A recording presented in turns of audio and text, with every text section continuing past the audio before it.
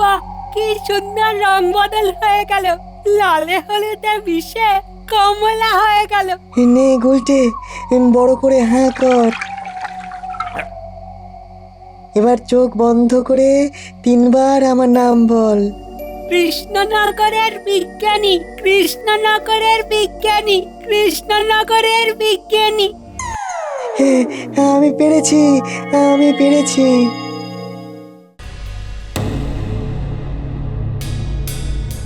মহারাজ, রাজসভায় সবাই আছেন, কিন্তু আমাদের বিজ্ঞানী নেই। যাই হোক গোপাল, তুমি কি গুরুত্বপূর্ণ বিষয়ে আলোচনা করবে বলেছিলে, তা সেটা শুরু করা যাক। হ্যাঁ মহারাজ, রাজ্যের শিক্ষা ব্যবস্থার উন্নতির বিষয়ে নতুন করে চিন্তা ভাবনার প্রয়োজন আছে মহারাজ। বেশ, তো চিন্তা করার জন্য তো মন্ত্রী আছে। কি হে মন্ত্রী, আজ্ঞে মহারাজ। রাজ্যের শিক্ষা কাঠামো কি যুক্ত করা সঙ্গত হবে?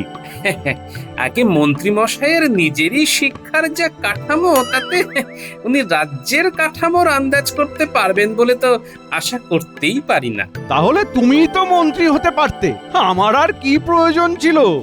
আগে মহারাজের বিচক্ষণতা হেতু আপনি যে পদ লাভ করেছেন, সেই পদ হেতু আপনাকে অভিনন্দন মন্ত্রী মশাই। দেখেছেন মহারাজ, আপনাকেও যা নয় তাই বলছে। গোপাল, তোমরা আলোচনার প্রসঙ্গ কি এই সব করবে বলে তোলো? কি করব মহারাজ, আমাদের মন্ত্রী যদি অকম্মার ঢেকি হয় তাহলে তো সব কাজে বাধা আসবেই। দেখেছেন, গোপাল আমাকে আবার অকম্মার ঢেকি বলে অপমান করলো। দূর দূর, আমি থাকবই না, আমি থাকবই না রাজসভায়। আজকে তাহলে সভা এখানেই শেষ করা হোক। বেশ বেশ, আজ সভা হলো শেষ।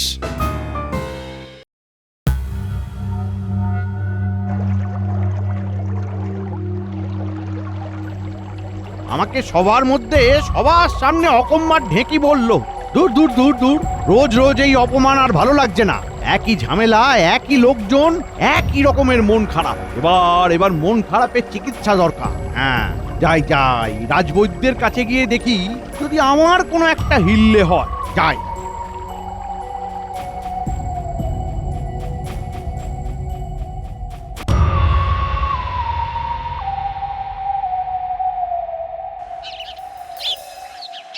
রাজবৈদ্য, ও রাজবৈদ্য, বাড়িতে আছো নাকি?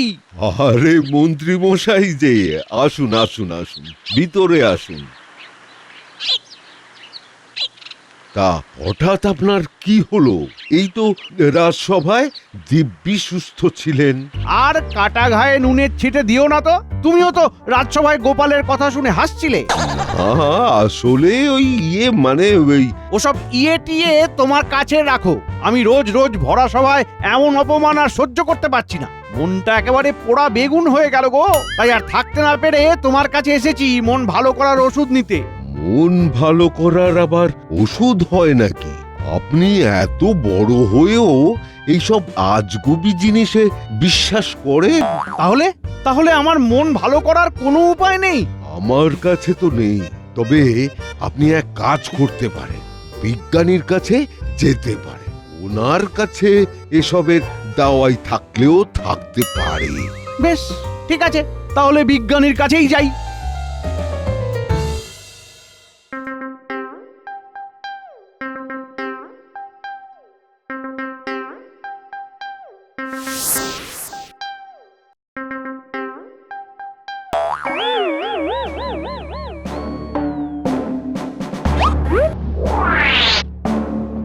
কি কি আমি কি ভুল দেখছি নাকি? না না, আমি তো একটা চোখ দিয়েও দুটো বিজ্ঞানী দেখতে পাচ্ছি। আমি ঠিকই দেখছি তাহলে। তাহলে মনে থাকবে। হ্যাঁ বিজ্ঞানী দাদু, মনে থাকবে। নিজেই নিজেকে দাদু বলছে।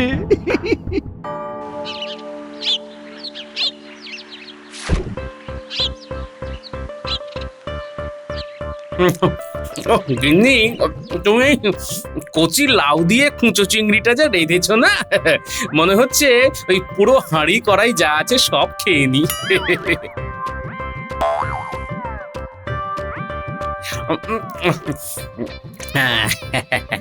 হ্যাঁ হ্যাঁ, তুমি তো তাই চাও। আমি যাতে না খেয়ে থাকি। গিন্নি, আমি সে কথা বলেছি নাকি? আমি তো তোমার হাতের রান্নার প্রশংসা করলাম, আর তুমি এভাবে ঘুরিয়ে ধরলে। আমি বুঝি না নাকি? হ্যাঁ, আমি নিজের জন্য যেটুকু লাউ চিংড়ি রেখেছি তুমি সেটাও নিজে খেতে চাও? হ্যাঁ, বলি গোপাল দাদা, উল্টে সেই সকালবেলা বাড়ি থেকে বেরিয়েছে, এখনো ফেরেনি। তোমাদের বাড়িতে এসেছিল নাকি গো? না না, গুলটে তো আসেনি, এলে তো লাউ চিংড়ি খাওয়াতাম। গিন্নি আমার জমিয়ে রেঁধেছে, হ্যাঁ, এই মানে এখনো অনেকটা রয়েছে। যাও, এটা গুলটের জন্য নিয়ে যাও, কেমন? ও নিশ্চয়ই খেলাধুলো করছে। এটা কি হলো? আমার জন্য রাখা লাউ চিংড়িটা তুমি দিয়ে দিলে? আহা, রাগ করছো কেন গিন্নি? এটা খেয়ে যা হতে চাই তার নাম 3 বার বলবো। সাবাস, এবার চটপট আগের মতো হয়ে যা দেখি। গুলটে গুলটে গুলটে। আমি তাহলে বাড়ি যাই। যা, তোর মা নিশ্চয়ই চিন্তা করছে, আর মনে থাকে যেন কারো কাছে কিচ্ছু বলবি না, ঠিক আছে? হ্যাঁ বিজ্ঞানী দাদু। বিজ্ঞানী, ও বিজ্ঞানী, বাড়িতে আছো নাকি? হ্যাঁ, দেখতেই তো পাচ্ছেন যে আছি। ইয়ে মানে একটু দরকারে এসেছিলাম তোমার কাছে। কি দরকার বলুন না। ইয়ে মানে বলছিলাম কি, তুমি হলে বিজ্ঞানী মানুষ, তোমার বিভিন্ন বিষয়ে কত অগাধ জ্ঞান, তা সেই জ্ঞান কিভাবে রাজ্যের কচি কাঁচাদের মধ্যে ছড়িয়ে দেওয়া যায় সেই নিয়েই একটু সলা পরামর্শ করতাম, এই আর কি। হঠাৎ রাজ্যের কচি কাঁচাদের উপর আপনার এমন দূরদৃষ্টি ভরা পরিকল্পনার কারণ? কি যে বলো না, আরে আরে রাজ্যের কচি কাঁচারাই তো বড় হয়ে মন্ত্রী হবে, বিজ্ঞানী হবে। বাবা বাবা, তোমার ঘর ভর্তি কত পরীক্ষা নিরীক্ষার জিনিসপত্র ছড়ানো গো। ওই আর কি। এই বিকার ভর্তি জিনিসটা কি কোনো নতুন আবিষ্কার নাকি? হ্যাঁ, এটা একটা বিশেষ ধরনের তরল। এটা পান করলে যে কোনো কিছু রূপ ধরা সম্ভব। সত্যি সত্যি, তোমার গুণের সত্যি কোনো তুলনা হয় না, কোনো তুলনা হয় না। তা তা তুমি একটু খেয়ে দেখাও না। হ্যাঁ, আচ্ছা ঠিক আছে, বলুন কিসের রূপ নেব? এই তরলে কি কি হওয়ার সম্ভাবনা আছে? যার প্রাণ আছে তারই এই রূপ নেওয়া যাবে। বেশ বেশ বেশ বেশ, আমি না কোনোদিন কমলা লেবুর গাছ দেখিনি গো। তুমি তুমি কমলা লেবুর গাছ হতে পারবে? ঠিক আছে, এক্ষুনি হয়ে দেখাচ্ছি।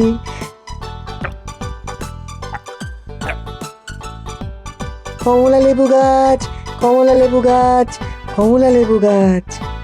বাহ বাহ বাহ বাহ বাহ বাহ বাহ বাহ! আরে কি সুন্দর হয়েছে এই কমলা লেবুগুলো, বাবারে।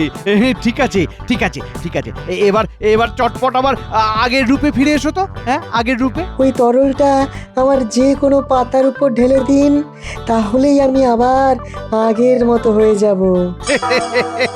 সেটি হচ্ছে না, তোমাকে কমলা লেবু গাছ বানিয়েছি কি আবার মানুষ বানাতে? আপনি এটা আমার সাথে উচিত করছেন না। আমাকে আবার আগের অবস্থায় ফিরিয়ে দিন মন্ত্রী মশাই, আমাকে আবার আগের অবস্থায় ফিরিয়ে দিন। এ কি আপনি কোনো কথা বলছেন না কেন মন্ত্রী মশাই? আপনি কোথায় গেলেন?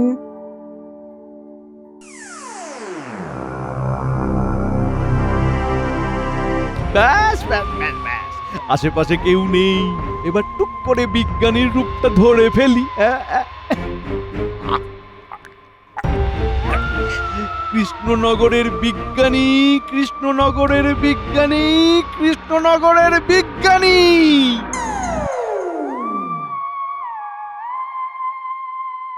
কি ব্যাপার, মন্ত্রী এখনো এলো না তো? আগে মহারাজ, রাজসভার আলোচনা ছাড়াও তো ওনার কত রকম কাজ থাকে, সেসবের মধ্যেই আছেন হয়তো। মন্ত্রী মশাইকে বারবার অপদস্থ করা মোটেও উচিত নয় গোপাল। কালকে মন্ত্রী মশাই আমার কাছে এসেছিলেন।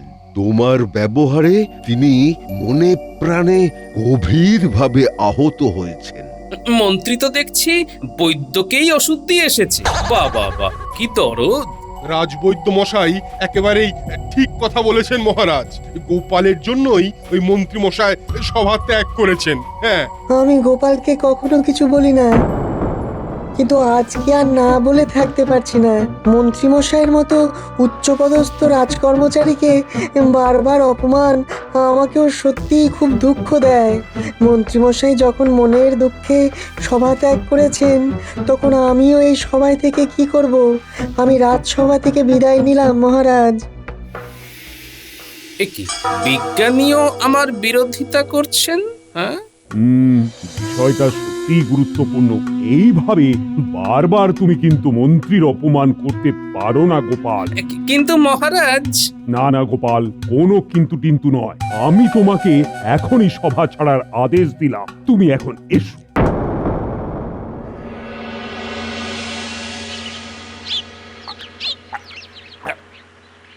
কৃষ্ণনগরের মন্ত্রী, কৃষ্ণনগরের মন্ত্রী, কৃষ্ণনগরের মন্ত্রী। বেশ ভালো পেঁচে ফেলেছি বেটাকে। সব সময় খালি আমার পেছনে লাগা না? এবার বোঝো বোঝো মজা।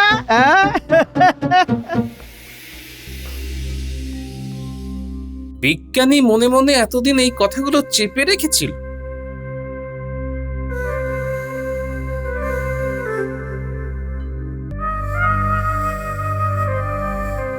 কি গো, বলি দরবারে কিছু হয়েছে নাকি? হ্যাঁ, মন্ত্রী আজকে আসেনি, সেই দায়টাও নাকি আমার। মহারাজ আমায় এইভাবে বারবার সভা থেকে তাড়িয়ে দেন, ইচ্ছে করে আর কোনোদিন সভাতেই না যাই, বুঝলে? আহা, তুমি আজকাল বড় তাড়াতাড়ি মুষড়ে পড়ো। হ্যাঁ, মহারাজকে চেনোই তো, কাল সকালে আবার সবকিছু ঠিকঠাক হয়ে যাবে। হ্যাঁ, তুমি ওইসব চিন্তা না করে হাত মুখ ধুয়ে এসো। ঠিক আছে, তাই যাচ্ছি।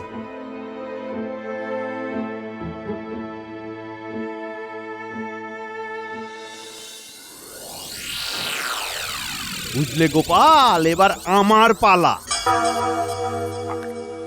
গোপাল গোপাল গোপাল।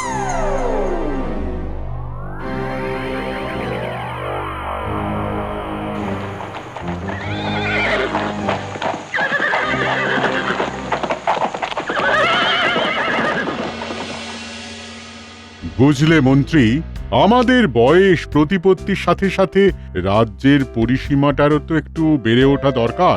আমি এই মাসের মধ্যেই অনন্তপুর গ্রাম আমাদের রাজত্বের সীমানায় অন্তর্ভুক্তিকরণের ব্যবস্থা করছি। রাজ্যের ব্যাপারে তুমি কিন্তু সদা তৎপর মন্ত্রী। এটা তো আমার কর্তব্য মহারাজ। মহারাজের জয় হোক। বলো প্রহরী। কৃষ্ণনগর থেকে গোপাল এসেছে, আপনার সাথে দেখা করতে চায়। গোপাল? হ্যাঁ, ঠিক আছে ঠিক আছে, তাকে পাঠিয়ে দাও। কি ব্যাপার বলো তো মন্ত্রী? আগে আপনার মনোবাঞ্ছার এক্কাগারি হয়েই হয়তো গোপালের এখানে আগমন। একদম যথার্থ বলেছ মন্ত্রী। গোপাল, এসো এসো এসো এসো এসো। প্রণাম মহারাজ। তা হঠাৎ করে এই রাত্রিবেলাতে তোমার আসার কারণ? কারণ খুবই সাধারণ। আমি যেই কৃষ্ণচন্দ্রের আজীবন গুণগান করে গেলাম, শেষমেশ তিনিই কিনা আমাকে সভাচ্যুত করলেন। এখন থেকে আমি আপনার রাজসভায় থাকতে চাই, আর চাই আপনি কৃষ্ণনগরের রাজসভা গ্রহণ করুন। বললাম না মহারাজ। তাহলে এখন আমাদের কি করণীয় গোপাল? আপনি সেনা তৈরি করুন মহারাজ, তারপরে বাকিটা আমি আপনাকে বলে দেব। শেষমেশ গোপাল এমন কাজ করলো। না না, মহারাজকে এ সংবাদ দিতেই হবে, আর দেরি করলে চলবে না, এক্ষুনি বেরিয়ে পড়ি। মহারাজ, গুপ্তচর এসেছে জরুরি খবর নিয়ে। ভেতরে আসতে বলো।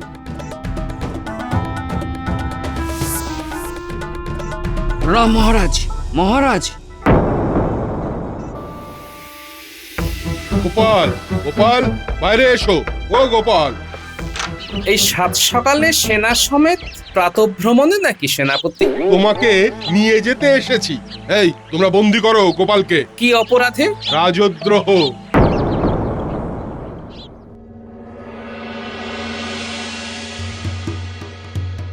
রানীমা, রানীমা শুনেছেন?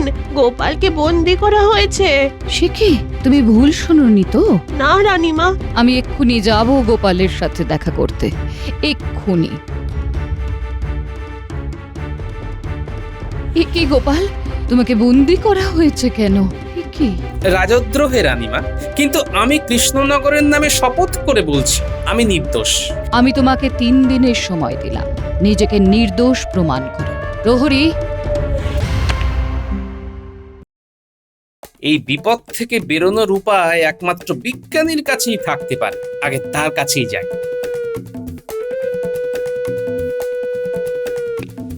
ঘরের দরজা খোলা কেন? চোর টোর এলো নাকি? বিজ্ঞানী মশাই, বিজ্ঞানী! এই যে গোপাল, আমি এখানে। কোথায় আপনি? কোথায় লুকিয়ে আছেন? এই যে ঘরের মধ্যে যে কমলা লেবু গাছটা, এটাই আমি।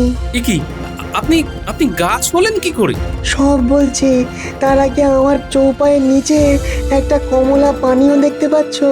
হ্যাঁ, পেয়েছি। ওটা নিয়ে আমার যে কোনো পাতার উপর ঢেলে দাও, তাহলে আবার আমি আগের রূপ ফিরে পাবো।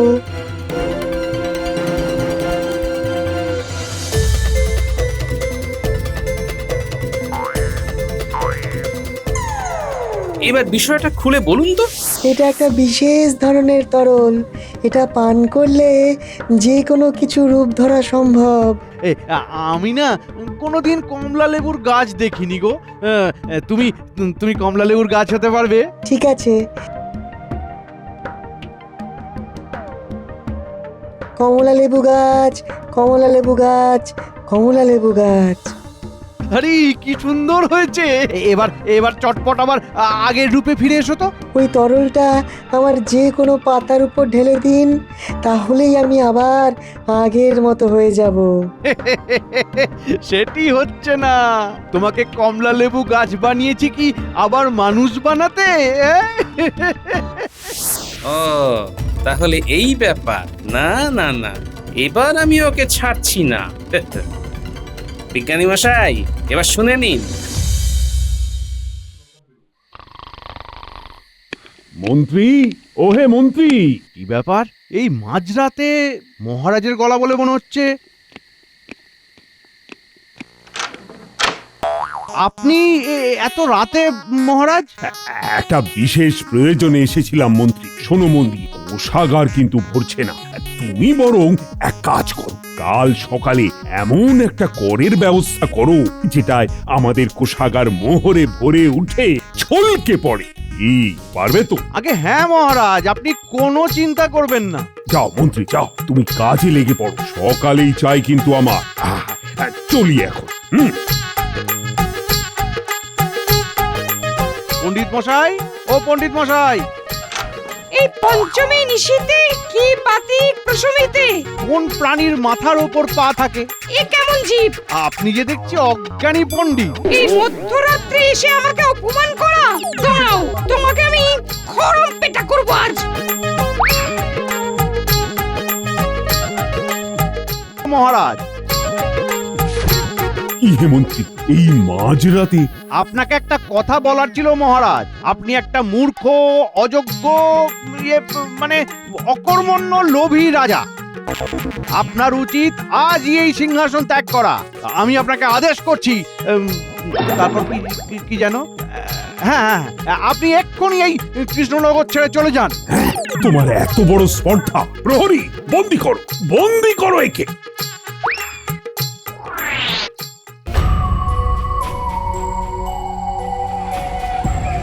মন্ত্রী কাল রাত্রে আমাকে ভীষণ অপমান করেছে মহারাজ। আমাকেও মহারাজ, আমাকেও। আমরাও এর বিহিত চাই। কালকে সারা রাত মন্ত্রী মশাই আমাদের নাকের জলে চোখের জলে করে ছেড়েছেন। আমরাও এর বিহিত চাই। মহারাজের জয় হোক। আপনি যেমনটা বলেছিলেন ঠিক তেমনটা করে নিয়ে এসেছি। আমি আবার কি বললাম? কালকে রাত্রে আপনি বললেন না যে নতুন কর বসানো হবে। গোটা নগরের রাতের ঘুম নষ্ট করে আমাকে মাঝ রাতে অপমান করে এখন ভরা সভায় আমার নামে মিথ্যে কথা বলছো। প্রহরী, বন্দি করো একে। আমি কিছু করিনি মহারাজ। আপনি তো বললেন মহারাজ, মহারাজ আপনি তো নিজে বললেন মহারাজ। মহারাজের জয় হোক। গোপাল, তোমাকে কে মুক্ত করলো? কেন মহারাজ? মন্ত্রী মশাই তো কাল রাতে গিয়ে আমায় মুক্ত করলো। তার জন্য আমি মন্ত্রী মশাইয়ের কাছে বিশেষভাবে কৃতজ্ঞ। আমি কিছু করিনি মহারাজ, মহারাজ কিচ্ছু করিনি আমি। আমার মনে হয় মন্ত্রী পাগল হয়ে গেছে, তাকে রাজবৈদ্যর চিকিৎসাধীন রাখা উচিত। আমি এই রোগের চিকিৎসায় পারদর্শী নই। মন্ত্রীকে চিকিৎসালয়ে পাঠানোর ব্যবস্থা করতে হবে। ঠিক আছে, তাই করুন। ততদিন বরং মন্ত্রী কারাগারেই থাক। কিন্তু গোপাল, তুমি কারাগারের বাইরে, এর মানে এই নয় যে তুমি নির্দোষ। আমি নির্দোষ মহারাজ। বিজ্ঞানীর আবিষ্কৃত রূপ বদলানো পানীয় নিয়ে মন্ত্রী নিজে এই অপকর্ম করেছে। এবার টুক করে বিজ্ঞানীর রূপটা ধরে ফেলি। আমি গোপালকে কখনো কিছু বলি না। মন্ত্রীমশাইয়ের মতো উচ্চপদস্থ রাজকর্মচারীকে বারবার অপমান আমাকেও সত্যিই খুব দুঃখ দেয়। মন্ত্রীমশাই যখন মনের দুঃখে সভা ত্যাগ করেছেন, তখন আমিও এই সভায় থেকে কি করব? আমি রাজসভা থেকে বিদায় নিলাম মহারাজ। আমি যেই কৃষ্ণচন্দ্রের আজীবন গুণগান করে গেলাম, শেষমেশ তিনিই কিনা আমাকে সভাচ্যুত করলেন। এখন থেকে আমি আপনার রাজসভায় থাকতে চাই, আর চাই আপনিই কৃষ্ণনগরের রাজসভা গ্রহণ করুন। বললাম না মহারাজ। মন্ত্রী, সত্যি বলো, এসব যা শুনছি সব সত্যি? আর হবে না মহারাজ, ভুল হয়ে গেছে মহারাজ, আর হবে না। যাও, মন্ত্রীকে কারাগারে নিয়ে যাও।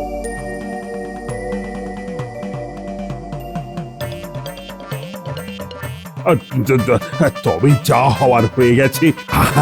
আমি কিন্তু তোমাকে অবিশ্বাস করে ভুল করেছি গোপাল। আমি কিছু মনে করিনি মহারাজ, তবে মন্ত্রী কাল রাতে আপনাকে কি কি বলেছে সেটা আমি জানি মহারাজ।